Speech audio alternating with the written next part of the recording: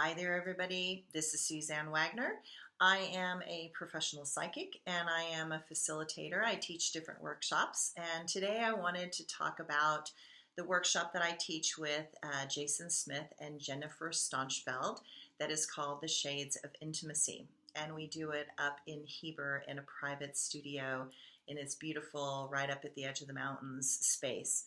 And in the Shades of Intimacy, what we're trying to do is we're trying to get people to really open up and talk about their body, their being, their balance, and their business, and how to, really cultivate a lifestyle of intimacy that really will absolutely change your life in a multitude of ways.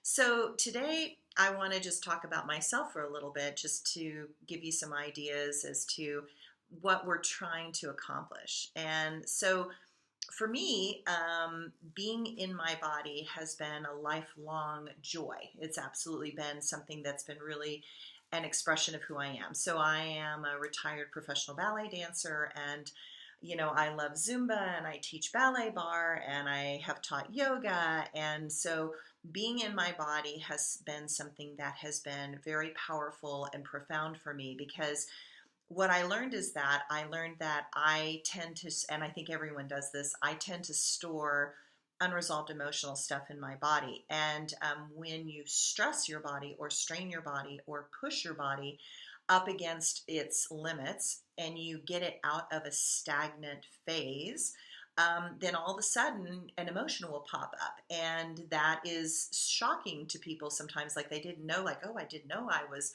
holding this, or I didn't know I was holding that, until you have a physical experience that pushes you over your comfort zone or out of the places that you tend to control related to your body. Now, there are people out there that are very athletic, but they're also extremely controlling related to their body. And it's one of the reasons I do so many different things, because habitual patterns of motion will also be mechanisms that you can use to control your emotional state.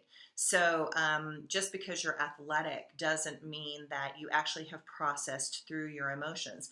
You maybe have processed through certain emotions, but if I put you in a very different athletic experience, you might have a whole bunch of other things coming up. So it's kind of like, well, I'm a runner and I'm a marathon runner, and I've confronted my fears of not being good enough and not finishing something.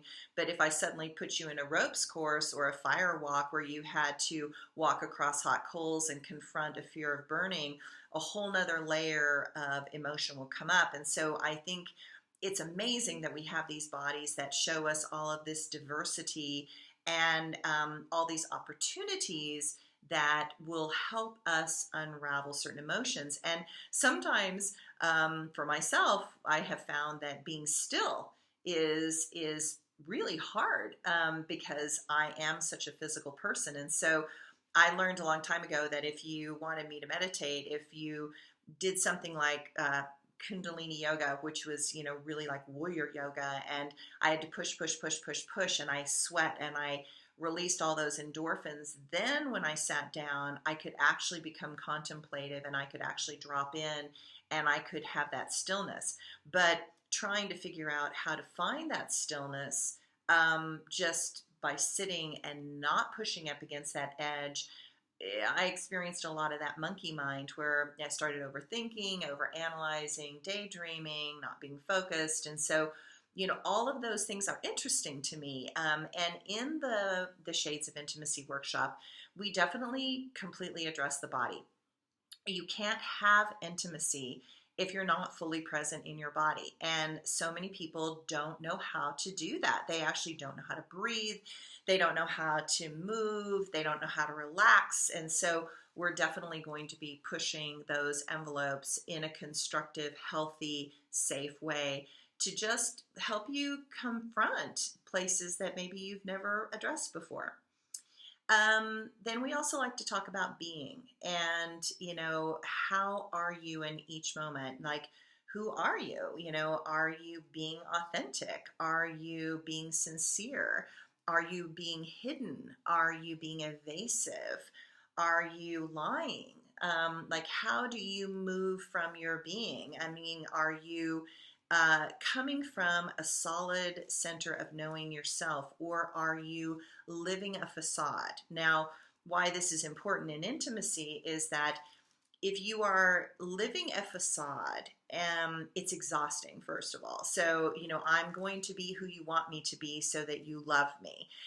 So I'm going to do all these behaviors that maybe I was trained as a child to learn how to do, but it isn't really reflecting my authentic self. So I'm really living on a shallow level, and you can't really get close to me or deep with me because I'm playing a role, and I'm supposed to be the mother, or I'm supposed to act sexy or something like this, but there is an underlying place that is a deeper place of intimacy, that you have to be comfortable with your own being.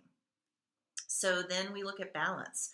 You can't be intimate if you don't have balance in your life, if you're constantly rushing, if you're constantly pushing, if you're constantly afraid, if you are kind of trying to prove who you are in the world. You're not really in balance, and you can only have true intimacy if you're coming from a balanced self. So if you're a chaotic person, you're going to attract in a chaotic person, and that's safe because there's a certain level of shallowness that both people are comfortable with, but you will never feel fulfilled because you won't have that deeper place. But to have balance in your life, people always laugh at me and say, "Oh my God, Suzanne, you do so many things to stay in balance." And I'm like, well, of course I do. I mean, I have to eat right. I have to take my supplements in the morning. I have to get up and do some yoga and meditation first thing in the morning. That all of these pieces are really important pieces for my well-being and my sense of having my own sense of balance. And I've had teachers that they had to do like 5 hours of yoga a day in order to maintain their balance. And everyone's really different as to what you need to do to maintain that balance. But finding that balance is what we're also trying to do in the Shades of Intimacy. And we'll just do a whole bunch of different things to see what helps you establish a new place of balance in your core. And then we like to talk about business because, relationship is a job. Let's just say it like that. I mean, relationship is work, and it's not always easy, and it's not always comfortable, and it's not always safe, and it brings up a lot of things for people and a lot of fear on a lot of levels. So, finding how to have, make your relationship a type of business that is something that you work consistently at absolutely every single day. And you find a way to be at peace with that every single day, and to have successes with it every single day. I see so many people that are really amazingly good at business, but their relationship sucks, and they aren't spending the time and the effort on the relationship because, in a weird way, relationship is harder. It actually takes a lot more concentrated effort, and sometimes the successes are few and far between in moments. But you chip away at the conflicts, and you chip away at where the rough edges are, and you chip away at communication, and it's really about how can you make your relationship a priority, just as you make making money a priority. And I think sometimes we think, well, I'm being a successful maid if I bring in the bacon, bring home the bacon, and make the money so that my kids have stuff. And I'm like, yes, that's great, but most of the time people would rather have you, and to have that presence and that connection. So how do we make our relationship the business, and the intimacy, the business? It's like, how can I connect to you? So I operate from this place of, what do I have to give you? What do you have to give me? And what is the cycle that we're in? And when is there a moment that is complete for that moment? Knowing full well that those moments might come back around again. So the other thing that, I wanted to just chat about is like, what is your biggest pain in relationship? And, for me, my gosh, there's been lots of pains in relationships. So, Jason and Jenny and I don't teach this class because we always had this idealistic white picket fence, perfect little relationship. No, quite the contrary. I mean, we teach relationships because we haven't done it well. And we recognized at a certain point that we were doing it so poorly that we actually needed to have certain skills and certain lessons in order to get there. So for me, I fortunately came from a family that really loved each other, and my parents were, Tweedledee and Tweedledee. So they were so compatible on a lot of levels, and they worked together extremely well. And so I had a good family dynamic, and I'm not saying perfect because no family is perfect, but compared to other people, I had a much healthier, safe, stable. Food was on the table, clothes were clean, grades, schools was great, the grades at school were great. I had successes, I had parents that backed me. So I didn't have that normal stress that most people have. Now, because of that, I would probably compare my relationships to that, and I also probably had a tendency to put relationships into a little bit of a fantasy bond. So you can imagine how somebody, they couldn't possibly meet my expectations because I had a good family. I actually had a good family, a stable family, an upper middle class family. I had things that worked. So that can be sort of its own stress that way, because then you start comparing. For me, I was a ballet dancer, and so I was always playing a role. So when it came to being in relationships and being authentic, learning how to be authentic was really hard because I was always being a character, or I was being a role. And there's a lot of competition in ballet companies, and so you have to have a stiff back, and you have to have a sort of ego to be on stage. You have to have a sort of ego and to be forward and aggressive and assertive and not back down, and you have to believe in yourself. But it takes a lot of energy to maintain ego. And over time, I recognized that I wanted less and less to maintain that ego. I was like, oh my God, can't I just be me? Like, what would it be like if I could just be me? Is anybody going to love me for just being me? And of course the answer is yes. That is of course the answer. But when you're trying to figure out how to do that, when you have been a role, or you have had to be strong to get through, Juilliard, and which is me, and to, be picked, out of the court of ballet to do principal roles, it's a lot of pressure. So to drop that and to let it go was really scary, and learning to let somebody in was really scary. So when I went out into the big bad world of relationships, what I ended up with was falling in love with a person who was not going to be faithful, which I think is something that is part of our generation. And so, I left and went on tour and came back, and being the intuitive psychic that I am, I said, there's been a woman in my house. And he was like, no, no, no. And I was like, yes, yes, yes. And he was like, no, no, no. And yes, yes, yes. And we did that for 3 days. And I kept saying, no, there's been a woman in my house. He's like, how do you know that? And I'm like, I can feel it. It was the only way I could say it, is that I could feel that. And so finally, after 3 days, he admitted that, yes, he had had an affair with somebody who was even younger than me. And I was 26, 27 at the time. So, she was a very different person. She didn't look like me. She was tiny and petite, and, the bouncy blonde hair, blue-eyed girl energy, and I'm like the long Amazon queen kind of energy. And so it was a very different energy. And so again, it was really shocking, and it shattered the illusion. It shattered the fantasy bond that I had of the perfect relationship, and the loyal, faithful kind of relationship. And that was probably the best thing that could have ever happened, because it's not always real. And especially in our society, it's less and less real. And learning how to deal with the real problems and the real attractions that people have is hard at first, and it's devastating. And for me, it was completely devastating, because I had that perfect little family, and to suddenly realize that I had failed somehow. And it was my failure that I took on instead of recognizing an incredible awareness that happened for me, which was that people rarely have affairs because of the person they're in relationship with. People have affairs because they have karma with other people, and they bump into those people and they make a choice in that moment to go in that direction, and they have something they have to learn from that encounter. And most of the time that encounter rarely includes me, or the other person in the relationship. And so I think of it like this, like two people meet and they both get on a train, and that train suddenly takes off, and I don't know that he got on that train, and all of a sudden I can't find him and I don't know where he went, but that train is gone without me, and I actually am not part of that journey. I'm not part of that trip, and I can't get on that train.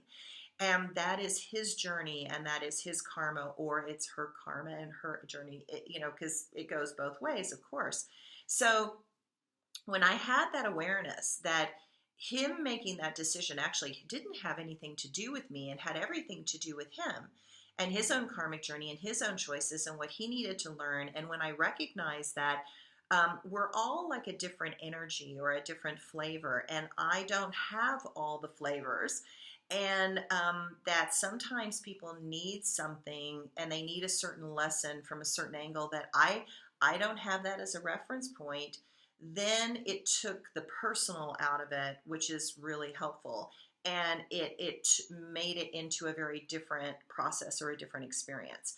So, when we're dealing with intimacy, there's it's hard to tell the truth, and it's hard to admit when you're wrong, and it's hard to confront your own prejudices and biases, and it's hard to not blame somebody else or blame yourself. And my tendency is always to think that it's my fault, and I go, you know what, a lot of stuff is not my fault, but at the same time I have to deal with it. And so my mate making a particular choice makes me have to make decisions for myself that are about me and my safety and what I want and where I'm going. And I don't think you can have real intimacy without honesty. And honesty is messy. It's super messy. It's very painful. It's incredibly tricky. It's awkward. There is always the risk that that person is going to walk out, and leave and just say, I'm done. And I've had many opportunities in my life where I've had to say, I'm done. I need to take a break. I need to take a pause. And that doesn't mean later on I don't come back around, but it just means that out of my own sense of self, I need to step back and I need to find myself again. Because oftentimes in relationship, when we merge, we become a we. And in that, we forget the me. And I think that you have to have both. And I think that as a woman, we think we have to be everything to our man, and I just don't think that's possible. And for my man, it's ridiculous for me to think that my man can give me everything that I need in my life. That's just ridiculous. I mean, my girlfriends give me, laughter and humor and fun and things that my husband can't give me because he's a certain flavor and a certain frequency.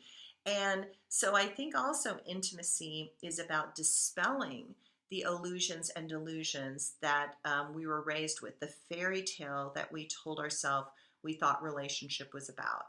And instead, discover real relationship. And, real intimacy comes from vulnerability, and real vulnerability comes from fucking things up and making terrible mistakes and admitting you made terrible mistakes and changing. And then it's about learning to trust again and, recognizing that a person is doing their best and that we are human and we are going to make mistakes. And, but you can't, close the door on an intimacy that you've worked really hard on when somebody makes a mistake. You do want them to grow and continue to learn from that mistake. I need to grow from my mistakes, but I also need to have a relationship that is willing to let me make those mistakes and is still going to be there and stick with me through thick and thin.